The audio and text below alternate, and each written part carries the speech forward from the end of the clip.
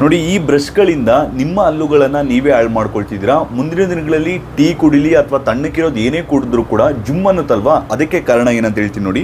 ಇದು ನಿಮಗೆ soft brush, ಇದು ನಿಮಗೆ ಮೀಡಿಯಂ ಬ್ರಷು, ಇದು ನಿಮಗೆ ಹಾರ್ಡ್. ನಾನು ನಿಮ್ಗೊಂದು ಎಕ್ಸಾಂಪಲ್ ತೋರಿಸ್ತೀನಿ ನೋಡಿ. ಇಲ್ಲಿ ನೋಡಿ, ಇದು ಇವನ್ ನನ್ನ ಕೈನ ಪ್ರೆಸ್ ಮಾಡೋಕ್ಕೆ ಕೂಡ ಆಗ್ತಿಲ್ಲ. ಸೊ ಹಿಂಗೆ ನಾನೊಂದು 1 ಸೆಕೆಂಡ್ ಇದು ಮಾಡಿದ್ರು ಕೂಡ ಇಲ್ಲಿ ಉರಿ ಸ್ಟಾರ್ಟ್ ಆಗುತ್ತೆ. ಈ ರೀತಿ ಹಾರ್ಡ್ ಆಗಿರೋ ಬ್ರಷ್ ಯೂಸ್ ಮಾಡೋದ್ರಿಂದ ಅಲ್ಲಿನ ಮೇಲೆ ಎನಾಮಲ್ ಅನ್ನುವ ಒಂದು ಅಂಶ ಇರುತ್ತೆ, ಅದು ಪ್ರೊಟೆಕ್ಟಿವ್ ಲೇಯರ್ ಆಗಿ ಕೆಲಸ ಮಾಡ್ತಿರುತ್ತೆ.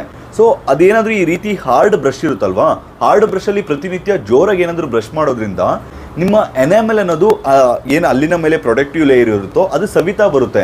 ಕಳೆದಂಗೆ ನಿಮಗೆ ಆ ಲೇಯರ್ ಹೋದರೆ ಯಾವುದೇ ಒಂದು ತಣ್ಣಕ್ಕಿರುವಂಥ ಪದಾರ್ಥಗಳನ್ನು ತೊಗೊಂಡ್ರೆ, ಐಸ್ ಆಗಿರ್ಬೋದು, ಏನೇ ಒಂದು ಕೋಲ್ಡ್ ವಾಟರ್ ಆಗಿರ್ಬೋದು, ಸೊ ಹಲ್ಲುಗಳು ಜುಮ್ ಅನ್ನುತ್ತೆ ಮತ್ತು ಹಲ್ಲುಗಳು ಬೇಗ ಸವ್ದೋಗುತ್ತೆ. ಸೊ ಅದಕ್ಕೋಸ್ಕರ ಮಾಡಬೇಕಾಗಿರೋದೇನಪ್ಪ ಅಂದರೆ, ನಿಮ್ಮ ಮನೇಲಿ ಈ ರೀತಿ ಏನಾದರೂ ಬ್ರಷ್, ಹಾರ್ಡ್ ಬ್ರಷ್ ಕೈ ಮೇಲೆ ಯಾವ್ದು ಉಜ್ಜಕ್ಕಾಗಲ್ವೋ ಒಂದು 10 ಸೆಕೆಂಡು ಅದನ್ನು ಎತ್ತಿ ಬಿಸಾಕ್ಬಿಟ್ಟು